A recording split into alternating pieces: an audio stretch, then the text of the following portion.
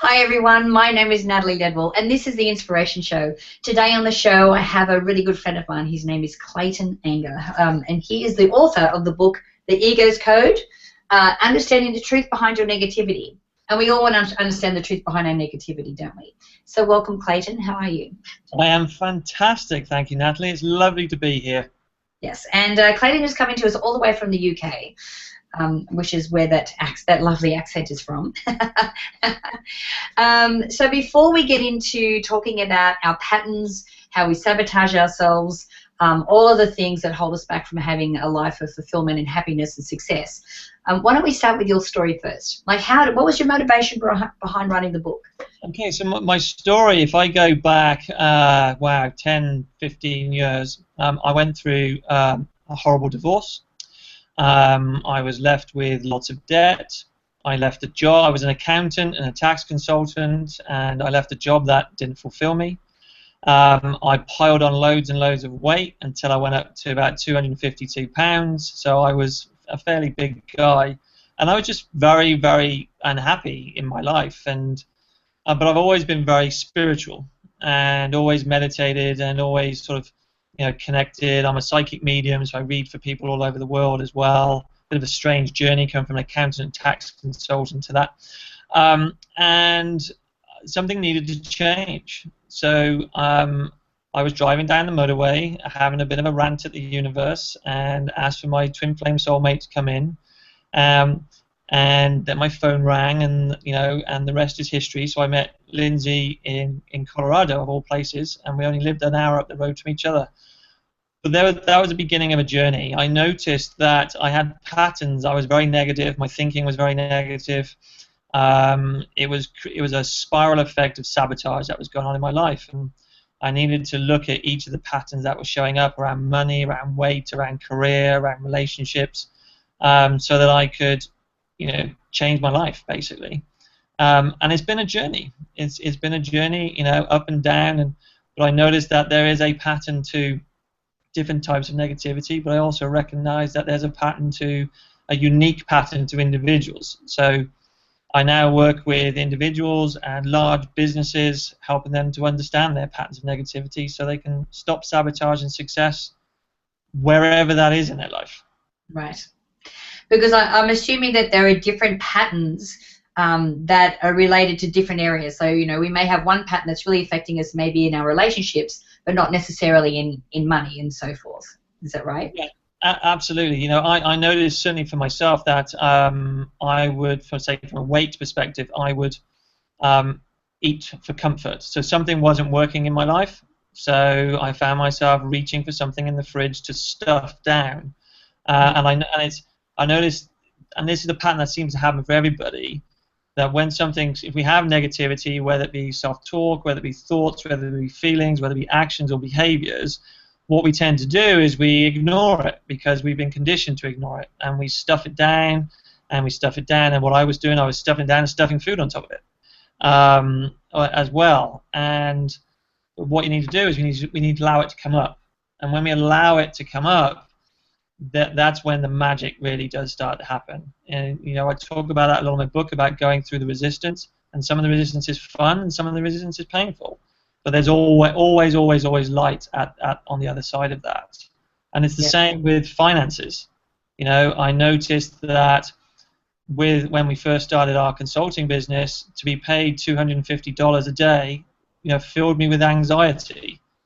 Then when I noticed that when I put my fees up to $500 and $700 and $1,000 and now $10,000 a day, there was a journey that took place that I needed to recognize and have a look at what the resistance was within myself to do that.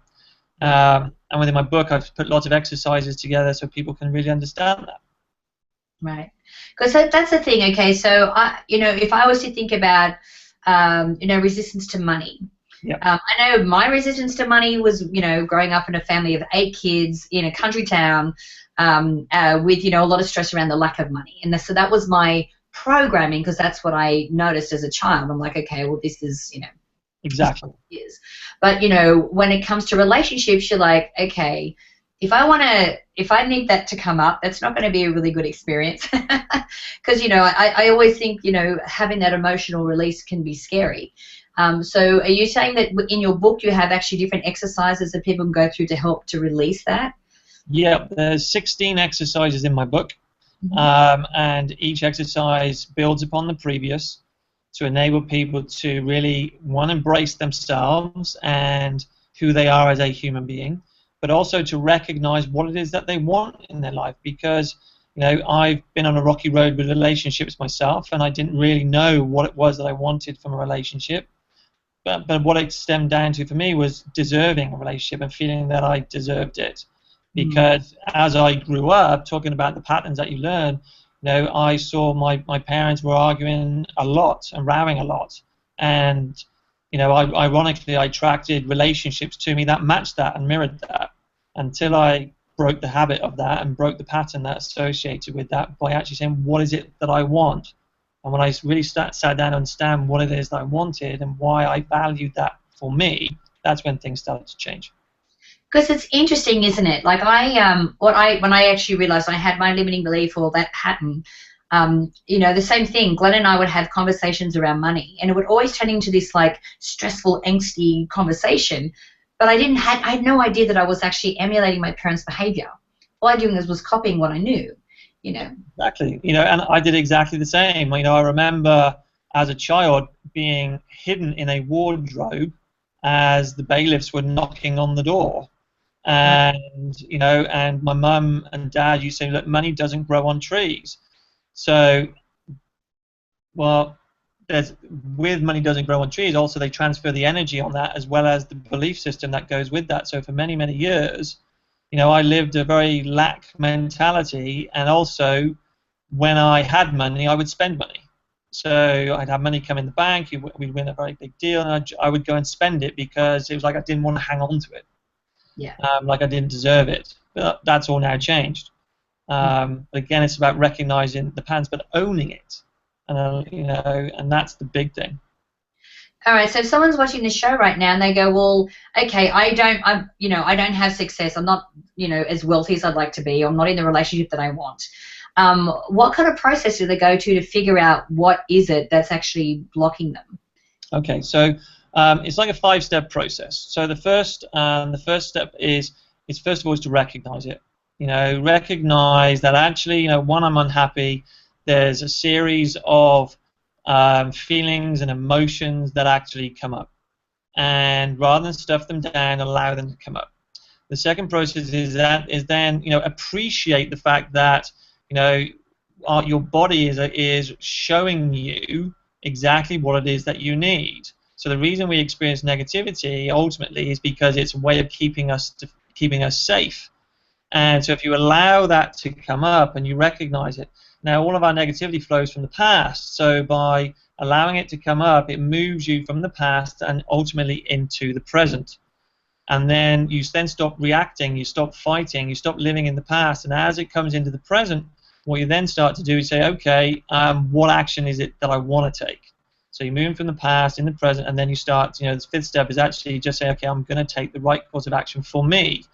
But then what happens is then it's repeating. So you need to keep doing the same action over and over again for a little while until it becomes a new operational within your body, in terms of new thinking that shows up, new feelings that show up, and it happens very, very quickly. The other thing, Natalie, which I am going to add is, you know, is to use the mind movies. You know, so the mind movies are awesome, and you know, I use them all the time in, you know, in certainly creating some of the things that I want to create, and they work. It changes your thinking, it changes your neurology, it changes everything in the body as well. So I now use that in a combination of those 5 steps. The other thing that I do as well, just very quickly, is if people put their hands out in front of them, palms facing up, and in their left hand is what they value. So if I value money, what would my behaviors be like on a daily basis to honor that value around money? So, you know, maybe I'll sit down and I'll think about actually, you know, my dream life that I want. I won't waste money. I'll maybe save a little bit of money. I'll be thinking about why that's important to me, and you structure your behaviors around the value. So if your values match your behaviors, you can put your hands together and you are congruent in that. Whereas if you value money and you're wasting money like I used to do, or there was lots of lack thinking around it, and you would spend money as a kid, you have a miss. And when you have that miss that takes place, you're incongruent. And you can do the same thing with health, for example. So if you value health, what are my behaviors? I'll eat healthily, I'll work out, I'll drink plenty of water, I'll get plenty of rest. If my values match my behaviors, I'm congruent. But the flip side of it is that it's when you notice your behaviors are not matching. That's when you can take a step back and say, okay, what is it that I want? What behaviors do I need to introduce into my life? And then every day you just, introduce them.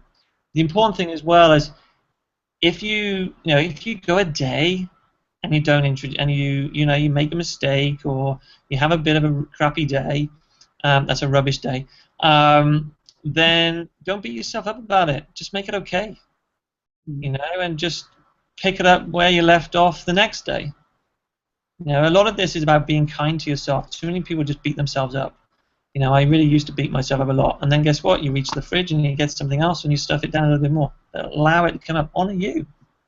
Yeah, absolutely. So, because the way that you're talking about using a mind maybe then is, also a way that I suggest as well. Because what you're talking about is being this person, being this wealthy person, acting like you're already wealthy or in this amazing relationship or having this perfect health. Because when you start to act and be that, your thoughts and actions are changing, then you start to resonate at a match to that. And so that's how you easily attract that back to you. And using a mind movie to do that, because remember, a mind movie is just a visualization tool to put you in the picture. But if you can see yourself already acting as this wealthy person and being this wealthy person, and the more you see that in the mind, next it naturally comes to you. And it does naturally come to you. I was just talking to some colleagues yesterday and about that. About getting. I said I always fly business class. I said I always buy. I fly United. I always buy economy plus, but I always get an upgrade. And in my mind movie, it is.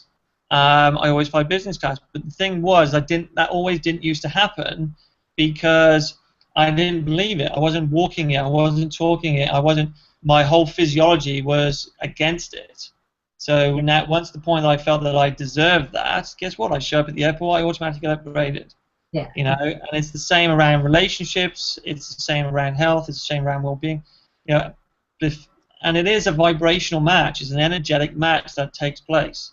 Your thoughts are things, and your feelings need to match your thoughts. And when they are matched and when they are aligned, that's when the magic happens. Yeah. I say to people, we spend too much time in our head, so we allow our head to rule our heart, or our heart to rule our head. It's not one or the other; it's both. You need to allow the two to work together in tandem as a partnership. Wow. So what does that look like? Having heart and head, like brain and heart together. So what does that look like? That's a great question. So in my book, I have the picture. I have two images of a head and a heart. And on my retreats, what I talk about is I actually physically move. I have somebody sat next to me, and I say, so when your head is ruling your heart, I move them in front, and I say, well, I'm trying to get through, I'm trying to hear, but actually, the head is so loud and so noisy, and the self-talk saying, you don't deserve it, you're not worthy, and all this kind of thing, and the heart can't be heard. Or we have the flip side saying, oh, isn't life lovely? I'm going to trust my heart, I'm going to trust my intuition, but you still need the head to think things through, to apply things, and so you allow the head and the heart to work in tandem. The heart will bring you the ideas, and the head needs to show you how to action them and put them into action. Right. So it's about us working. We're human beings for a reason. The human side is the head and the mind. The being side is the heart. And it's about allowing our human being essence to work in tandem together. Because that's the thing, most of the time we'll let our head talk us out of a situation or talk us into a situation, but when we're talking about the head or the brain, what we're doing most of the time is operating from past patterns that really aren't serving us anyway. Correct. Right. And those past patterns will get in the way, and those past patterns can often be driven by traumas of the past. So I mentioned about money for myself and being stuck in a wardrobe with my mum with a you know, or it could be a traumatic relationship, or somebody telling you, you know, you're not good enough, or you're too fat, you're too thin, you know, and we listen to that, you know, but we listen to the negative side of it as opposed to embrace it and saying, you know what, this is a really important message for me. Yeah. You know, I need to listen to that, not listen to that I am fat, I am thin, I am scared, I am fear. Just to listen to, actually, there's an important message here for me, and allow that to come up, because that's the route to actually owning yourself and owning your challenges and owning your problems. And then you allow the heart to come through and tell you exactly how you want your life to be. Yeah. And then the two start to become in tandem, and that's when the real magic happens. And then you're a vibrational match to the joy that you want to bring in. Yeah. Because, you know, I know in the book you talk about, you know, learning from our challenging situations. So, you know, I know that, you know, if we're looking at our health or relationship, there are certain things that we can look at in our life that we're lacking in and go, okay, well, that's pretty clear. But what if it's like a random situation that is a challenge for us? How do we learn the lesson in that? Everything is connected. There's patterns in everything. Right. So, and it could be completely random. So I'm just trying to think about an example in my own life. So, example in my own life. So in the UK, we have speed cameras, and I was driving down the motorway, and I got caught by a speed camera, and then about a month later, I got caught again. And you know, and then Lindsay, my wife, got caught on a speed camera, and there were events that were going, but we weren't paying attention. They were completely random. But when you take a step back, there was actually a pattern to them. And I talk in my book about a spiral. And when you get to the center of the spiral, if you haven't noticed the pattern or the random events, you know, and how they sit together, then that's when it becomes painful. Because actually, one of the things that happened with Lindsay, she broke her foot, my wife.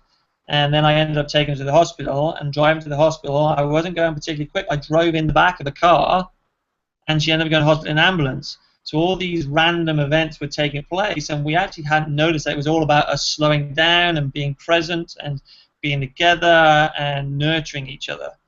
Right. After the event, once it got really painful, you then start to notice. But once in my book, I show you how to spot them ahead of time. Yeah, because what you're talking about is being able to emotionally detach yourself and go, okay, what's going on here? Because when you're in it, you can't see anything. Oh yeah. Yeah. Yeah. When you're in it, you're immersed in it, and you know, sometimes you just need to hit pause and take a step back, or just notice what's going on for you. So I recommend to people just keep a journal. You know, or even on an iPad, or you know, an iPhone or something. Just make it at a certain time. I was feeling this. You know, this was what was going on, and then come back to it once things calm down and once things settle down. Because when you're immersed in the mire and all the stuff that's going on, you can't think straight. You can't feel straight. You don't know what's real and what's not. But you know, if you can recognize and record it, you can then take that step back and just say, right, okay, so this what was happening, and it may be just one random event. If it is, just pay attention to it, because there will be another one that will be following on very soon after that. Awesome. So, Clayton, we've run out of time, as I knew that we would very quickly. So I highly recommend Clayton's book. Where can we send people to get this? Okay, it's currently on Amazon. It's in paperback, and it's also on a Kindle version. One of the things that I mentioned to you before, we're going to make it available for free on Amazon.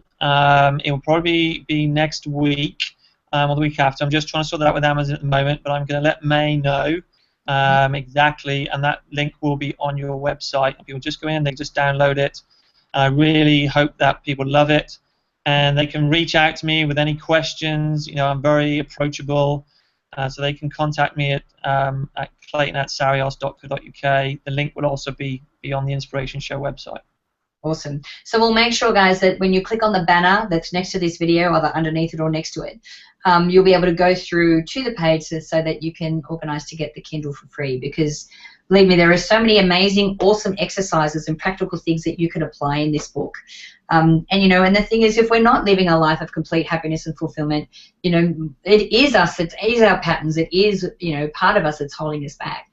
And with some simple exercises, you can free that up and live an amazing life. So, Clayton, thank you again for joining me, darling. It's been great talking to you, as usual. Natalie, I've loved it. Awesome. Now, guys, I encourage you to share this video, get the word out, and you can do that by clicking the Facebook and the Twitter share buttons on this page. And also, if you haven't done so already, make sure that you leave your email in the box on this page so we can send you the Manifesting with the Masters course for free. So until next time, remember to live large, choose courageously, and love without limits. We'll see you soon.